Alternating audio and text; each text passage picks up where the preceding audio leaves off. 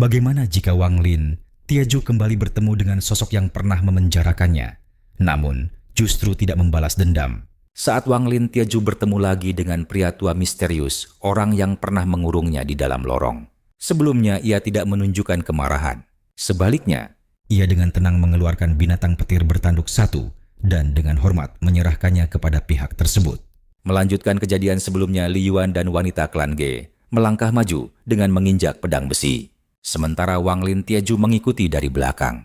Selama perjalanan, Wang Lin Tiaju diam-diam mengamati mereka berdua. Ia telah mendengar sebelumnya bahwa roh kehidupan milik Li Yuan berada di tangan klan Ge. Awalnya semua ini tampak berasal dari sebuah penyelamatan di masa lalu. Namun sekarang jelas bahwa ada rahasia tersembunyi di baliknya. Pedang besi milik wanita klan Ge mampu mengguncang kondisi mental Li Yuan. Kemungkinan berkaitan dengan masa lalu klannya. Semua kejadian yang tampak kebetulan ini sebenarnya terasa seperti bagian dari sebuah rencana besar. Selama hampir 2 bulan, mereka bertiga melayang di kehampaan. Hingga suatu hari, Wang Lin Tiaju tiba-tiba berhenti. Di depan mereka kabut luas, tanpa batas menyebar sepenuhnya menghalangi jalan. Li Yuan berkata dengan serius, ini adalah pembatas garis miring segel. Ia mengamati dengan cermat cahaya emas berkilau di matanya, lalu perlahan menggelengkan kepala. Tidak mungkin dihancurkan. Ini bukan sekadar satu pembatas, melainkan jalinan tak terhitung pembatas yang saling bertumpuk. Dipenuhi kekuatan petir yang mengerikan. Siapa yang memiliki kemampuan sebesar ini untuk menciptakan struktur seperti itu? Saat itu juga dari dalam kabut sesosok muncul. Pria tua misterius melangkah keluar memegang rantai besi yang dipenuhi energi petir. Ia tertawa. Seperti yang kuduga, orang yang ditakdirkan memang luar biasa. Bahkan di sini aku masih bisa menemukanmu. Aku bahkan belum sempat mencarimu, tapi kau justru datang sendiri. Bagus, sangat bagus. Wang Lin Tiaju menatap tajam fokus pada rantai di tangan lawan. Jantungnya bergetar. Meskipun ia memiliki kekuatan petir, ia tahu bahwa benda itu sama sekali tidak bisa disentuh sembarangan. Energi yang terpancar darinya sudah mengandung kekuatan tingkat abadi. Orang ini jauh di luar kemampuannya. Wang Lin Tiaju mundur beberapa langkah.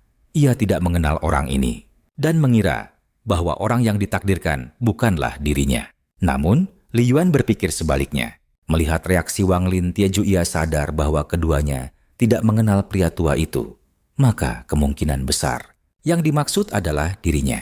Ia pun menangkupkan tangan dan bertanya, "Senior, siapa yang Anda maksud?" Pria tua misterius melangkah maju, lalu menunjuk langsung ke arah Wang Lin Tiaju. "Kau." Ekspresi Wang Lin Tiaju sedikit berubah. Jadi, semua ini adalah perbuatan senior. Namun sebelum ia selesai berbicara, pria tua itu menyerang. Kekuatan serangannya begitu mengerikan, hingga Wang Lin Tiaju langsung terpaku di tempat tidak mampu bergerak. Ia segera berkata dengan hormat, "Senior, silakan beri perintah." Pria tua itu menjawab, "Tenang, kalau tidak bisa membantu tidak apa-apa. Tapi binatang petirmu akan kupinjam." Wang Lin Tiaju terkejut. Sebelum sempat bereaksi, binatang petir itu sudah ditangkap di udara tanpa perlawanan. Binatang petir bertanduk perak. Lumayan. Saat pria tua itu hendak pergi, Wang Lin Tiaju berteriak dengan kekuatan senior, "Apakah pantas menindas junior seperti ini?" Pria tua itu berhenti menoleh lalu tertawa. "Bagus, kau punya nyali. Kalau ingin balas dendam, datanglah mencariku." Kemudian ia berkata lagi, "Aku tidak bisa mengambil binatang petirmu secara gratis. Kultivasimu berantakan. Biar kubantu memperbaikinya." Dengan satu gerakan tangan, sebuah bola cahaya terbentuk dari kehampaan. Ia meniupkan napas ke dalamnya, lalu melemparkannya langsung ke dada Wang Lin Tiaju. Terlalu cepat untuk dihindari. Kekuatan itu langsung menyatu ke dalam tubuhnya. "Kalian tidak bisa melewati pembatas itu, biar aku antar." Kekuatan besar meledak, dan dalam sekejap ketiganya menghilang. Melihat mereka pergi, pria tua misterius bergumam, "Sepertinya aku agak berlebihan tadi. Anak itu tidak mati kan? Kalau dia selamat, berarti benar dia orang yang ditakdirkan." Tak lama kemudian Wang Lin Tiaju dan yang lainnya muncul kembali di seberang kabut. Begitu mendarat, rasa sakit luar biasa meledak dari dadanya. Tubuhnya bergetar hebat, seolah-olah api membakar seluruh tubuhnya dari dalam. Melihat kondisi itu, wanita klan Ge segera mengeluarkan sebuah belati hitam pusaka. Klan dengan racun mematikan dan roh dendam tersegel di dalamnya. Li Yuan mencoba menghentikannya, tetapi akhirnya tidak ikut campur. Saat ia hendak maju, Wang Lin Tiaju tiba-tiba membuka mata. "Belati ini tidak buruk, mau memberikannya padaku." Wanita itu langsung ketakutan dan mundur. Tanpa ragu, Wang Lin Tiaju mengambil belati tersebut.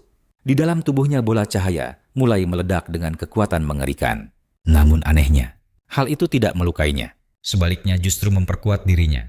Saat api tak kasat mata membakar dari dalam Wang Lin, Tiaju bisa merasakan kultivasinya meningkat perlahan. Mendekati puncak jiwa bayi, ia berdiri perlahan. Lalu menatap Li Yuan dan berkata dengan tenang, "Li Yuan, tempat yang kau maksud, apakah berada di benua ini?"